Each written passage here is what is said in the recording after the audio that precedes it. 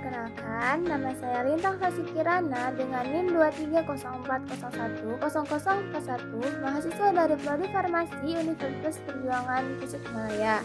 Pada kesempatan ini, saya akan mereview artikel ilmiah yang berjudul Uji aktivitas antibakteri ekstrak daun jambu biji Psidium guajava terhadap pertumbuhan bakteri Escherichia coli. Bisa dilihat ini ya artikelnya.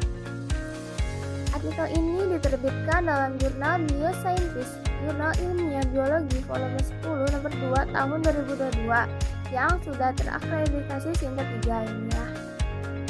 Langsung saja, penyakit yang disebabkan oleh bakteri seperti Escherichia coli sering menjadi masalah kesehatan serius. Salah satu solusi yang banyak diteliti saat ini adalah penggunaan bahan alami sebagai antibakteri. Psidium guajava merupakan tanaman herbal yang mengandung berbagai senyawa aktif seperti flavonoid, tanin, saponin, dan alkaloid yang diketahui memiliki aktivitas antibakteri.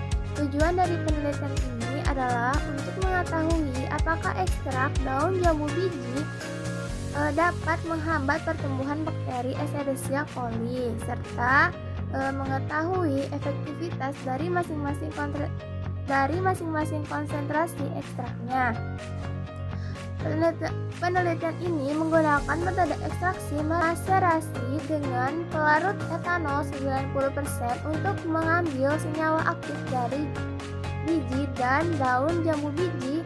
Kemudian dilakukan uji screening fitokimia untuk mendeteksi keberadaan senyawa flavonoid, tanin, saponin, dan alkaloid. Uji antibakterinya yaitu menggunakan metode diskusi cakram, yaitu cakram kertas yang direndam dalam ekstrak dan diletakkan di atas media yang telah ditanami bakteri E. coli. 3 variasi konsentrasi ekstraknya yang diuji adalah 10%, 15%, dan 20%. Hasil zona hambat kemudian dibandingkan dengan kontrol positifnya, yaitu dengan menggunakan antibiotik amoxicillin, dan kontrol negatifnya dengan DMSO. Analisis statistiknya yaitu menggunakan uji ANOVA untuk mengetahui perbedaan yang signifikan antar perlakuan hasil uji screening fitokimia. Hasil uji screening fitokimianya menunjukkan bahwa ekstrak daun jambu biji mengandung semua senyawa aktif yang diuji, yaitu flavonoid, tanin, saponin, dan alkaloid. Bisa dilihat ya. Dari uji antibakteri diketahui bahwa konsentrasi 10% menghasilkan zona hambat 10,7 mm. Konsentrasi 15% menghasilkan zona hambat 13,3 mm. Konsentrasi 20% menghasilkan 17 mm zona hambat, dan kontrol positif yaitu dengan amoxicillin menghasilkan zona hambat 13 mm. Kontrol negatifnya yaitu 0 mm. Bisa dilihat ya. Ini menunjukkan bahwa ekstrak dengan konsentrasi 15% dan 20% bahkan memberikan zona hambat yang lebih besar dari antibiotik. Mekanisme kerja fitokimianya yaitu flavonoid mengganggu enzim mikroba dan merusak protein membran. Tanin mengendapkan protein dinding sel bakteri menyebabkan lisis. Saponin merusak membran sel bakteri. Alkaloid menghambat sintesis DNA bakteri. Dan dapat disimpulkan, ekstrak daun jambu biji memiliki aktivitas antibakteri yang efektif terhadap pertumbuhan bakteri Escherichia coli. Konsentrasi 20% menunjukkan efek paling kuat.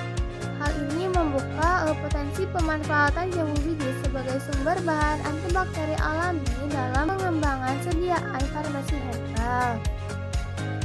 Penelitian ini menunjukkan bahwa bahan alami di sekitar kita memiliki potensi yang sangat besar sebagai agen antibakteri. Sehingga mari kita manfaatkan kekayaan alam untuk kesehatan yang lebih aman dan berkelanjutan.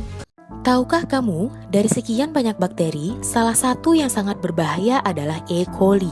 E. coli atau Escherichia coli merupakan sekelompok bakteri yang ditemukan dalam usus dan kotoran tinja manusia. E. coli merupakan penyebab dominan munculnya penyakit diare atau muntaber hingga gangguan pencernaan. Jika diare berulang, maka nutrisi si anak akan terpakai untuk pemulihan sehingga pertumbuhan anak tersebut akan terganggu atau yang sering disebut dengan stunting. Kasus diare ini pun sudah menjadi perhatian khusus di Indonesia. Kebiasaan BABS di sungai atau di tanah menjadi penyebab utama penyebaran bakteri E. coli yang ada di tinja hingga menyerang manusia. Lalu, bagaimana proses bakteri E. coli bisa masuk ke dalam tubuh manusia? Semua berawal dari air terkontaminasi E. coli yang kita konsumsi sehari-hari.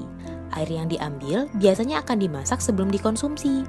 Jika air dimasak tidak sampai pada standar titik didih, maka bakteri E. coli akan tetap hidup. Yang akhirnya, tanpa kita sadari, kita meminum air yang mengandung bakteri E. coli. Bakteri E. coli juga dapat masuk ke dalam tubuh melalui kebiasaan tidak cuci tangan pakai sabun setelah dari toilet. E. coli akan terus ada di tangan dan mengontaminasi segala sesuatu yang kita sentuh. Penyebaran bakteri E. coli ini dapat diatasi dengan menghentikan kebiasaan BABS. Stop BABS dan mulai cuci tangan pakai sabun sebelum makan dan sesudah buang air besar. Terima kasih telah menyaksikan video saya. Semoga bermanfaat. Wassalamualaikum warahmatullahi wabarakatuh.